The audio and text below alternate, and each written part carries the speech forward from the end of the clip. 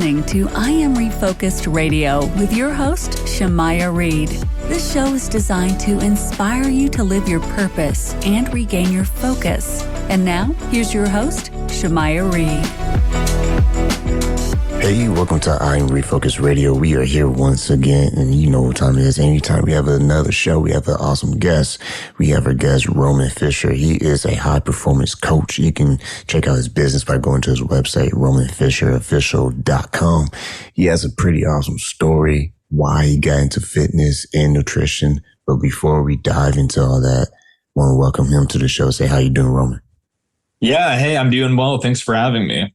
Man, appreciate you being on. So, man, you told us in the green room, you're traveling, you're doing big things. Kind of tell us the backstory. What got you into fitness and nutrition? Yeah, so what got me initially into fitness and nutrition just from day one was honestly just not having been into fitness, seeing my brother, my younger brother, actually, of all people, work out and just start lifting weights and do that, weight training. And seeing that from him, my younger brother of all people, that really pushed me and motivated me to actually want to jump into that same exact lifestyle for myself with my, schedule, my physique. And I wanted to see the changes that he was getting. Because my brother, he was pretty skinny and I was pretty skinny. We were both very skinny, guys growing up in school. And seeing him make that change, not just a commitment, but the physical, results that he was getting from being very skinny like myself to then becoming more muscular and stronger. And just seeing that, seeing the gradual changes over time, that really, really inspired me, to say the least.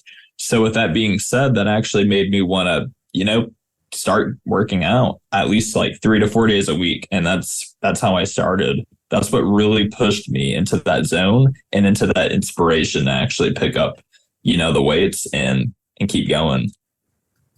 Once you started, because it says in the bio that you were about 15 when you made that decision that you were going to go into this, journey. So what was it like for you starting out? I mean, were you disciplined in the beginning, or did it take a little time for you to kind of get this used to your normal routine? Yeah, so initially, it wasn't something that I just did every single day or super consistently like I do now, presently. But it still was something that I did, at least a couple, 2, maybe 3 days each week. And there was maybe 1-2 weeks throughout the whole time when I got into fitness that I didn't really, hit the gym. But other than that, basically every week I was in the gym. So fairly consistent, but not as consistent as I am now, for sure. And touch on that, people can go to your website, romanfischerofficial.com, where they can see before and after pictures of your clients and how you help them get in shape. At what age did you really learn everything about the importance of nutrition and how you personally were able to customize your own diet? Yeah. So, that's a great question, man. I was not, super knowledgeable about nutrition at first. Of course, when I started working out, I was, about 15 and a half. So I've been at it for about 10 years now, a whole decade with actually working out. But I didn't really know about the nutritional side of things much, really, until I was 18, 19. When I was 18 or 19, that's when I really got more knowledgeable with it. And then, of course, I really implemented it really seriously at 20. And that's when I got really passionate about not just the fitness side of things with the exercising, weightlifting, cardio, but also the macros and nutrition, the calories that you need to, take in, depending on your fitness goals. Of course, it kind of fluctuates and varies at that point. But after, studying nutrition and just doing a lot of trial and error, seeing what worked and what did not work for my body, I then started picking up what worked for my body, but also, the amount of calories you need if you're trying to cut, or the amount of calories and macros if you're trying to bulk. And I just started picking that up and realizing what worked, what didn't work, what I needed, what I did not need. And right about 19 years old, 19 and a half, that's when I really got serious about the nutrition, and I got really knowledgeable about it, and I really implemented it strongly at 20. And from there, I've just been doing that ever since. Yeah, as a high performance coach, at what age did you decide, I can make this actual service and help serve people who have their own personal goals to get in shape and be healthier? That's a great question. So right when I was, because I got into fitness earlier on, but I really wanted to start helping other people out like I did for myself. When I was about 21, 22, I really, really got into it though at 22. That's like when I launched my overall fitness coaching. And then I took a little break from it, but then ever since I've been strong with it. But yeah, it was right at 22 is when I actually got into the fitness coaching aspect of fitness. We're talking to our guest today, Roman Fischer on Refocus Radio. Go to his website, romanfischerofficial.com. And like I said earlier, you can see the people that you help. You have them on your page, whereas a before and after picture. When people come to you, I can only imagine they're pumped, they're excited. But are there cautions that you give to people before they jump into trying to get fit? And how do they take their pace to make sure that they're doing it in a safe manner? Yeah. So what I recommend is definitely get involved in fitness, no matter where you're at in life. Like fitness is great. Like if you don't have your fitness, you don't really have your health. If you don't have your health, then you don't really have wealth. Health is wealth after all. But what I recommend doing though, and what I do caution people in doing, guys and girls both, is when you're starting your fitness journey, start slow and start gradual. So whether your goals are trying to lose weight or trying to gain muscle or anything else or all of the above, whatever your goals are specifically though, you want to take time with it for a few reasons. Number one, if you rush trying to lose weight or trying to put on muscle, you'll either put on more fat than you want when trying to gain muscle, or if you're trying to lose a lot of weight and you try to do it too quick, it won't be very sustainable. So it really will not be healthy for your body. And it could put a strain on your body and your overall just energy and motivation even. And also too, another reason I caution people, especially when they're trying to lose a lot of weight, because that's a lot of people's goal is to lose weight, even more than gain muscle. But when you're trying to lose weight, not only is it not healthy to do it in a really fast manner, leaving you usually with a lot of excess skin, but also it can mentally be damaging and emotionally, because it can drain you mentally and emotionally, just losing all that weight. So I caution people when they start their fitness journey, no matter your goals, especially if you're trying to lose weight, take it slow. Things come in phases, like most things, and basically like everything in life. You can't just have results overnight. Of course, that's what we all want, let's be honest, but that's not really realistic. Sure, you can get results in a quicker manner than usual if you do it the right way, but you still got to take small steps, small gradual steps win the race. It's just like the tortoise and the hare. The tortoise, it takes time, but the tortoise always gets there slow and steady. The hare, they get there, but they rush it. And whenever you rush it, you're not going to get the results you want, or at the very least, they'll be, halfway, half of what you want, in other words. Someone listening to this right now and they're like, I really want to really take this on. What's some good beginner exercises that they can do to warm up before they get to the weights and more advanced techniques? For sure. So again, depending where you're at, if you're trying to lose weight, the best thing I can recommend and could recommend is doing just light weights, higher reps.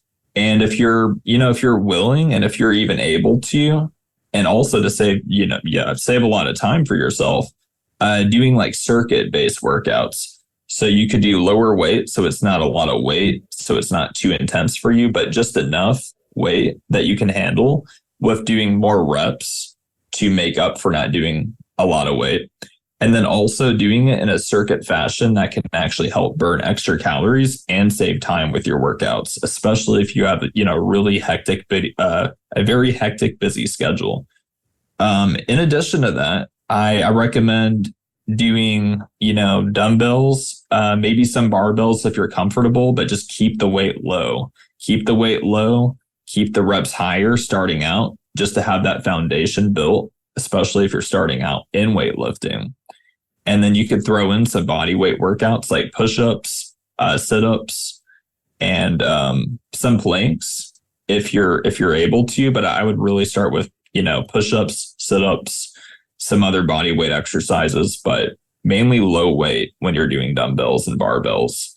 And then from there, doing it in a circuit fashion, like I was saying, to burn extra calories quicker, especially if your goal is to lose weight. And then adding in maybe just a little bit of cardio at the end after your weight training for like anywhere from 15 to 20 minutes is usually a good starting range at low intensity. And that'll definitely help. And just doing that 3 days a week. So like full body workouts of that 3 days a week. That's a great starting point for most people, especially if your goal is losing weight. Now, if you're trying to gain muscle and even gain strength in the process, I typically recommend still lifting lighter and higher reps, especially if you're new to fitness. But then just don't do as much cardio. Don't really do circuit workouts if you're trying to just put on mass. You could just stick to lower weights, higher reps, and then maybe have like a couple supersets thrown in. But nothing too strenuous or nothing too endurance based if your goal's, to gain muscle. And with your business, what is your style when you're training people? Is it virtually? Is it in the gym? How do you structure your services and personalize with your clientele? For sure. So I really only just do virtual, just one-on-one virtual coaching online. It's great because, no matter where I'm at, no matter where they're at currently in the world, where I'm always there for them and they're always there if they need help from me. So it's really, really useful. And I do a lot of, virtual sessions online, like through Zoom, kind of like where we're at right now. But yeah, we just do Zoom sessions once to twice a week, just an hour each. And then I just give them just customized workouts, customized meal plans dedicated to whatever goals they have. And I make sure everything's dialed in, the macros, the calories, and the workouts are set up for their exact goal as well. Once again, listen on Refocus Radio, talking to our guest today, Roman Fischer, high performance coach. You can go to his website, romanfischerofficial.com, and let's dive into those meal plans, because I hear a lot from people, in your world who really emphasize how important it is to watch what you put in your stomach and watch what you're eating, because that kind of plays a heavy role in how you will see your results. So yeah, kind of break down for us what some of the basic foods from your experience really set you up for success. Right. So one food in particular, and really just one meal group, I always recommend, no matter your fitness goals, whether it's bulking, cutting, just anything, having a lot of protein. And I usually would recommend lean proteins, such as, chicken, turkey, even, some kind of fish like tuna, salmon, cod. So just having a lot of lean protein, that's great, because if you're trying to gain muscle, it's good for maintaining and building upon that torn muscle tissue whenever you tear it in the gym. But also it's really good to maintain muscle if you're trying to cut. Because if you're trying to cut, usually you're going to lose a little muscle in the process of trying to, cut fat, burn fat. But if you have a lot of protein close to your body weight, if not your body weight in protein for the grams of protein, it'll help maintain that muscle. So it'll help keep you just full longer, and it'll make it easier to lose weight, burn fat, but also keep that hard-earned muscle that you just work so hard for. In addition to that, I recommend, having organics good if you can afford it. But if you're not, willing to do that, at least getting the most fresh type of vegetables you can. I mean, I don't have a problem with my clients having like mixed vegetables like carrots, even like mushrooms and different types of veggies, as long as it fits into their macros. But really vegetables too, to, have that fiber to keep you full, but also get those vitamins and nutrients that we all need from those said vegetables. And then from there too, I don't recommend any like specific diet like keto, paleo, Atkins, or anything like that. Of course, I give that to the clients if they want that or prefer that. But I really recommend just overall a balanced diet of high protein, vegetables, and even, some fat too to go along with it. Of course, healthier fats. Some cheese is fine, but having, maybe some milk, unless they're lactose intolerant, and then having like nuts, oils, peanut butter, almond butter, things of that nature. And then just making sure that they're getting all their vitamins, minerals in, and that they're getting in at least 8 to 10 glasses of water a day. And if they're really athletic, I aim for a gallon a day with some of my clients even. And a lot of people who are into fitness seriously, like they really are into it all the way through. Oh, yeah. At what point do you recommend that they don't overdo it to where they risk getting injured? Yeah, definitely. So here's my tip. So for anyone that's really, really going all in and going all out with their workouts, I applaud them for wanting to really just take it to the next level. But whenever it comes down to your safety, that's when you do have to draw the line. And so at that point, when I draw that line for my clients is whenever they're trying to lift a lot heavier weights than they usually could. So let's say their max weight or their breaking point, or in other words, their max, as a lot of people put it. So whenever people come to their max with their workouts, with whatever, exercise or workout they're doing, I don't recommend them lifting at that or right near that. I recommend them lifting, maybe 75% of whatever that weight would be, just to keep it where they're not overdoing it. And anytime too, this is another tip that I give my clients, anytime that it starts affecting your form, that's when you don't want to be lifting at that weight. Because if you can't keep a good, proper, solid form at whatever exercise and weight you're doing, then that weight's likely too much, too heavy, in other words. So I try to make sure that they understand that weight's important to an extent to challenge your body, to gain muscle, to burn fat. But if you are not, careful, you can injure yourself.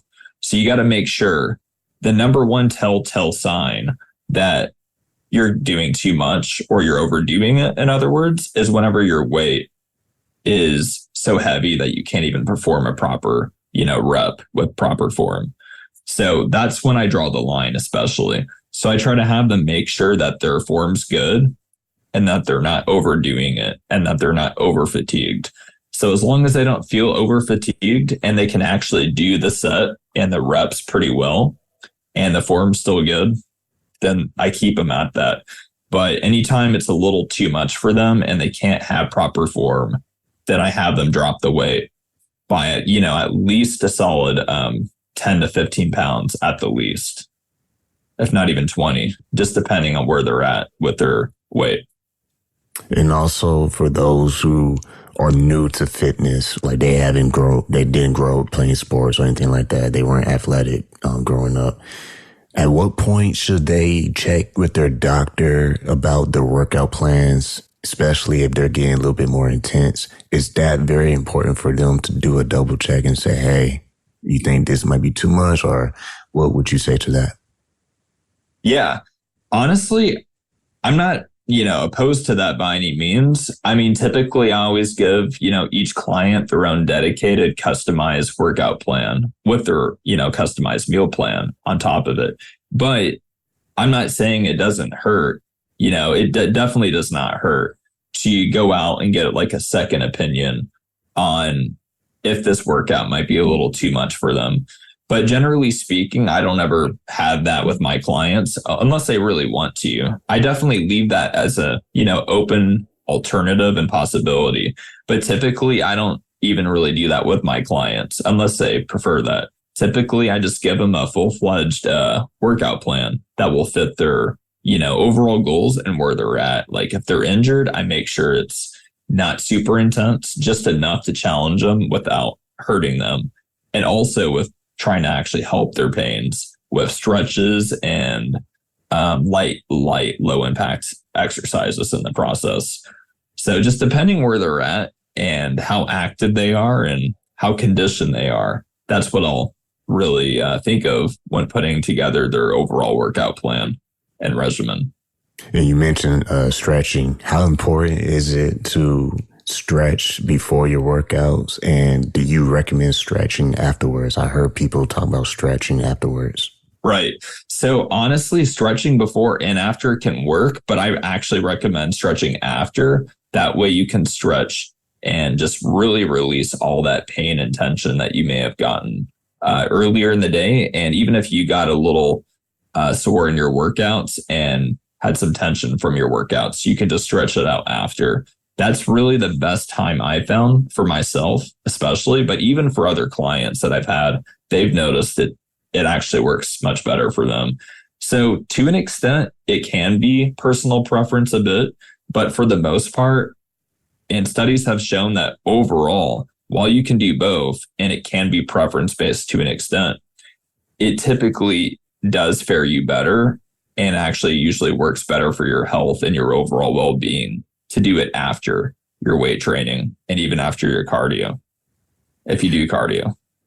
We've been talking to our guest, Roman Fischer. You can go to his website for his business, learn more about it. It's romanfischerofficial.com.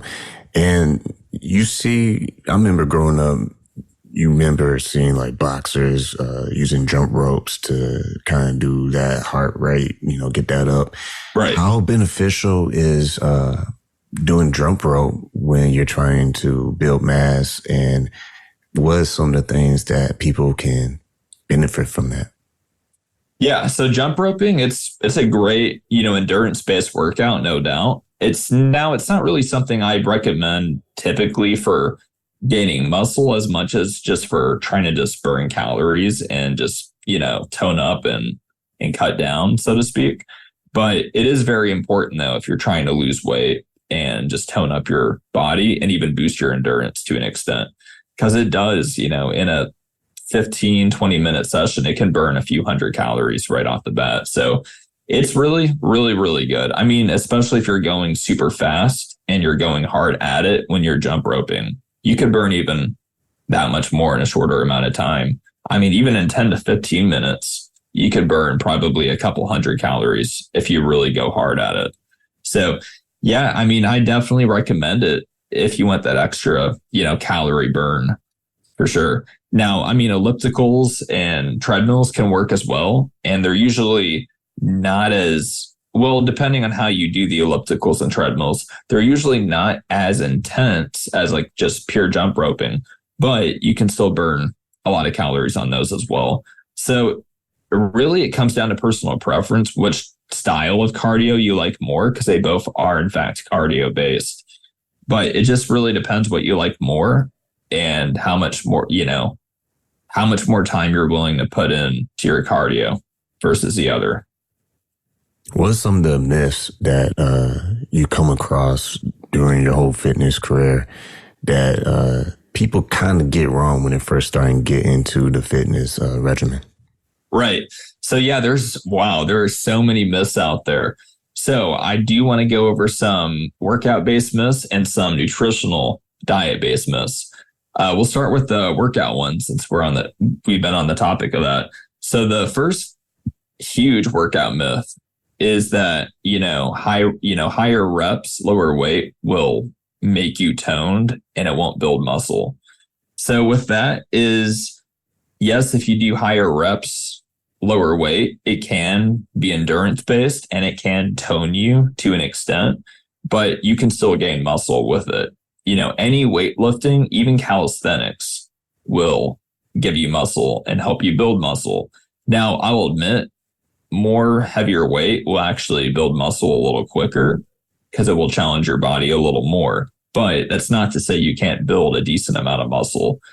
And in some cases, there's been studies that have shown that with enough intensity and enough reps, you could build just about, if not as much muscle as if you're lifting heavier. But it just takes a lot more work, but you can still do it. So that's myth number one, busted, that, higher reps lower weight does not build mass, and it just tones you up.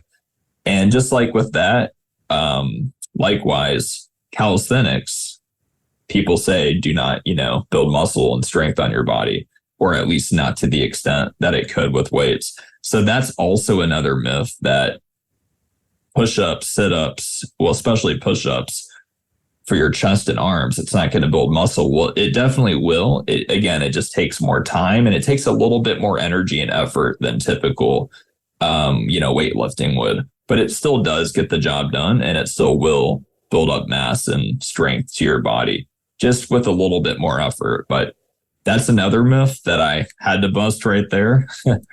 And now another one in the workout side of things, people say cardio burns muscle. The thing is, cardio just in general will not burn muscle from your body unless you overdo it to like the highest extent possible. Like if you're literally out there in the gym or even outside, wherever you do your cardio, if you're doing that said cardio and you're just doing it for hours and you're just, draining your body of energy, eventually it will eat at, your muscle tissue and, that part of your body. But it's not going to just eat away at your muscle if you do weights first and then cardio, and then you have your cardio be, less intense and not where you're exerting yourself as heavily, if that makes sense. That's what's really going to help keep you from burning your muscle, but you can still lose weight properly then. So that's what I found to be really good. And that's another myth busted, that you can still do cardio and not burn your muscle away, as long as you don't overdo it and do like hours on end of cardio. Like, just be smart about it, but as long as you're not overdoing it, you can still build muscle and do cardio. Now, as far as a diet myth, people say that carbs make you fat. That's a huge one. I know a lot of people in the keto community would love to say that to you. But in all reality and actuality, you don't need to cut carbs to lose weight and lose fat. See, the actual thing that actually gains weight for people and can add fat to people if done, not right, is being in a huge caloric surplus. So basically taking in more calories than you burn off in a single given day, and especially throughout a single given week. That's what's going to lead to actual weight gain. And if you have too many calories and you're not active enough, that can even lead to fat gain from that weight gain. Because obviously weight gain isn't all fat, but if you have too much food, not enough activity, that's going to lead to weight gain, which is a lot of it's going to be fat gain. So yeah, you can definitely still have carbs as long as you're in, your calorie intake that you need to be in. You're not going to really gain weight and you're not going to really gain fat. So as long as you're having your maintenance calories, how many calories you need without just gaining weight or losing weight, that will keep you from gaining fat. And you can still have carbs doing that, just like you can be in a caloric deficit and have carbs and still lose weight. So yeah, just make sure your calories are in check. That's what that all really comes down to. And really, just to bounce off of that really quick, just to keep this point short, is that fat also doesn't make you fat. And, too much water is not going to be harmful for you either. As long as you don't have, water every single second throughout the day. Like, as long as you're smart about it, water itself is actually really good for you. Like, there's some people that say that, cold water is not good for your body. And if you have too much water, it's not good for your body, which that's not at all true. I mean, you almost can't have enough water, really, because especially if you're really active, but just making sure to limit it to where you're not having it like every single second throughout the day and you're just going overboard. But really at that point, your body wouldn't handle it anyway. And you couldn't really force yourself to drink too much water almost. You almost have to drown yourself at that point. Yeah. But so really, in all actuality, there's so many myths, but those are just a good few myths that I found that they're just, they're BS, just to put it bluntly and honestly. Yeah, I mean, when it comes to food and exercise, I think moderation based on your goals is a safe course. And last question to follow up on all that you said, when it comes to food portions based on your weight and your goals, how does a person healthily choose how much they will intake with food to match what it is they want to do with their gaining weights? Yeah. So your question was how do they know how many calories to take in to actually achieve their goals? Yeah. Mm-hmm. Okay. Yeah. So it depends. If you're trying to gain muscle, gain weight, or lose weight and lose fat, if you're trying to, we'll just say if you're trying to gain muscle, then you want to make sure to find your maintenance calories. So basically you want to find out your BMR, your basic metabolic rate.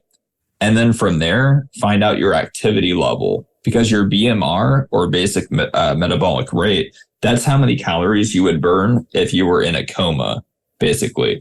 So when you figure out that, you got to figure out how active you are throughout the day. Once you add those together, you'll eventually get your TDEE, which is your total daily energy expenditure. That is actually how many calories you burn throughout a single given day.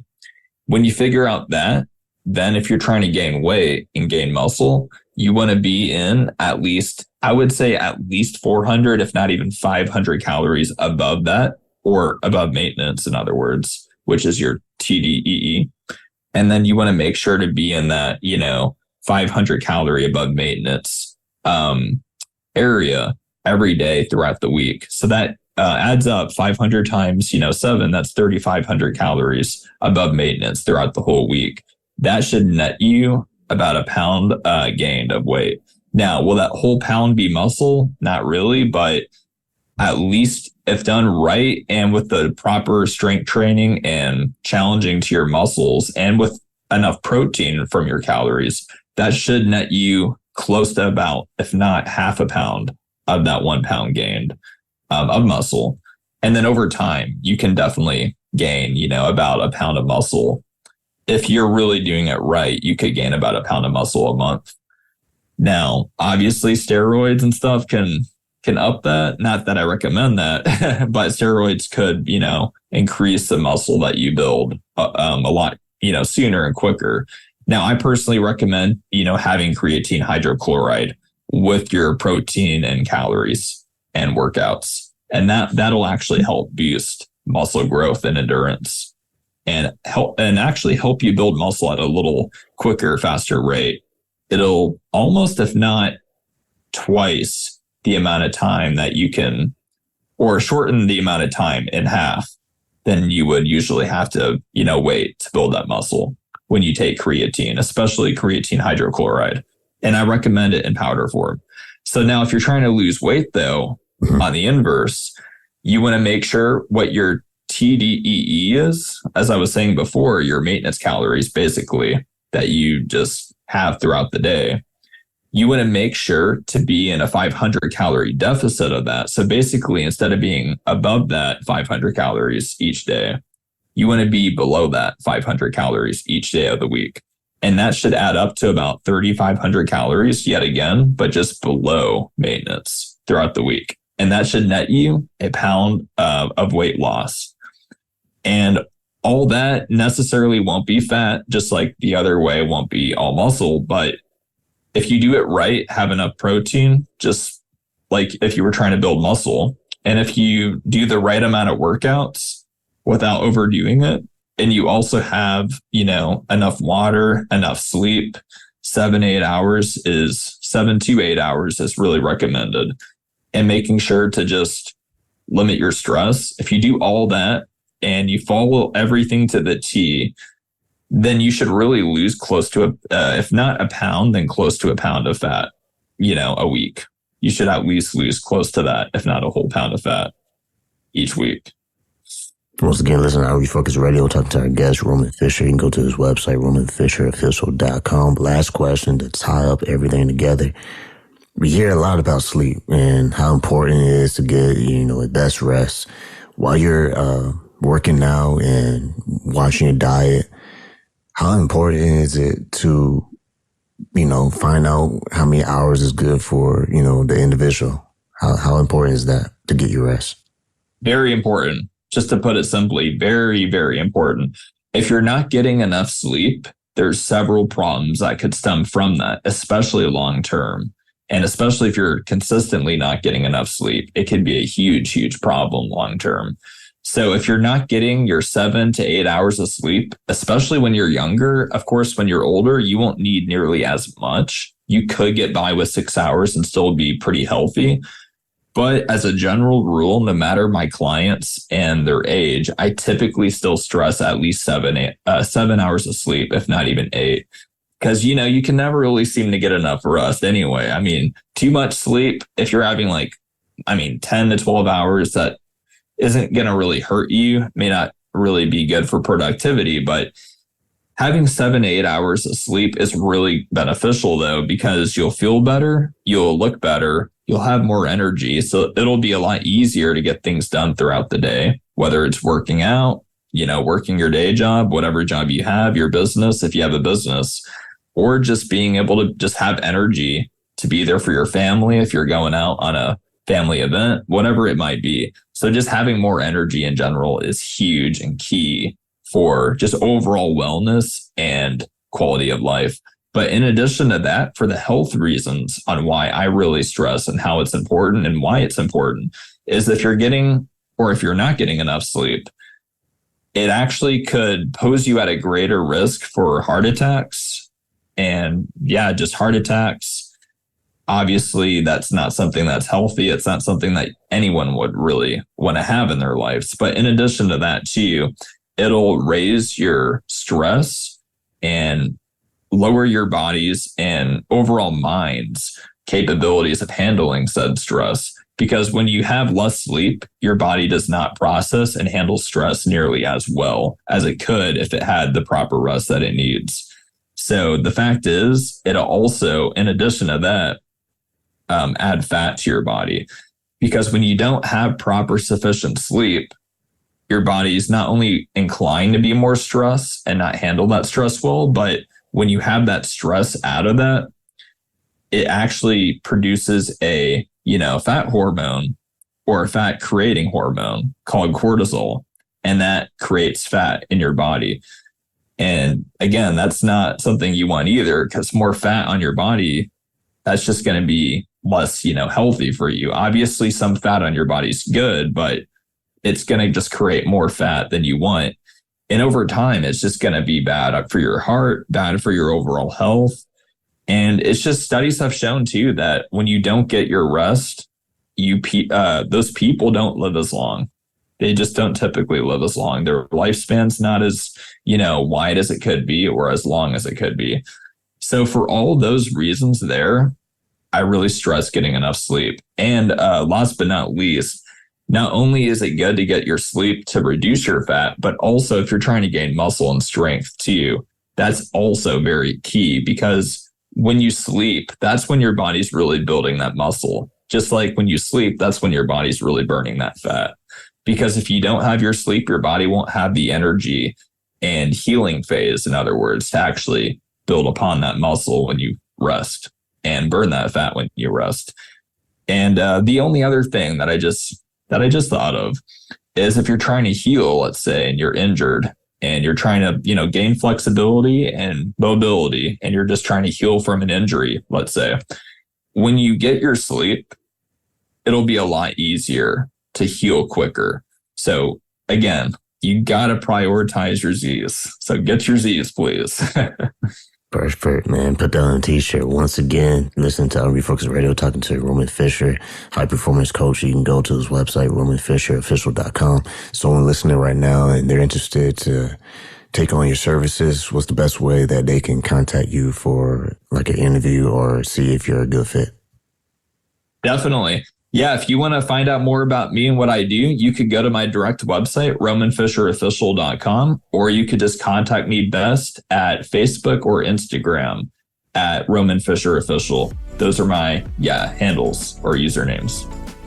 All right, man. Well, once again, been talking to Roman Fischer. Like you said, go visit his website, romanfischerofficial.com. I want to say thanks again for your time. Yeah, no doubt. Thank you.